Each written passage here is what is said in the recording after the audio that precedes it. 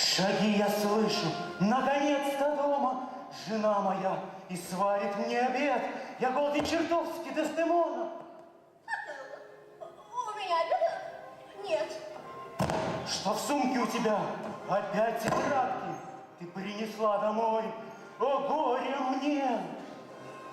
Нет, не все в порядке. Ты даже скрипнул ни разу же. Возьми. Послушай, Дездемона, в самом деле, неплохо было бы перекусить сейчас. Отелло, мы уже сегодня ели. К тому же вредно есть только поздний час. Но если очень хочешь, милый, яичницу пожарить сможешь только сам. Прошу, не беспокой меня, любимый. Осталось 3 яйца, и хватит нам.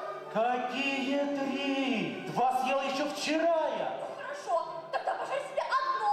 Но холодильник пуст. Ну, право, я не знаю, куда могло исчезнуть вдруг оно.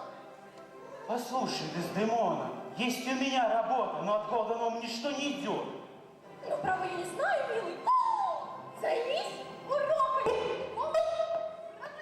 Не мой голод, Дездемона. Неужели тебе так трудно в магазин сходить?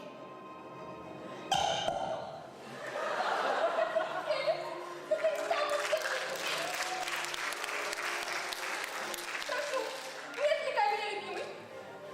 Сегодня в лицее дежурю я до ночи. На дискотеке? Какая дискотека? Что за шутки? Вот-вот семья разрушится у нас. Не осталось ни минутки. Там ждет меня в один любимый класс. Как черт от ладана сбегаешь ты из дома. Тебе важнее работа, не семья. Молилась ли ты на ночь, Дездемона? Умри, несчастная, умри, любовь моя.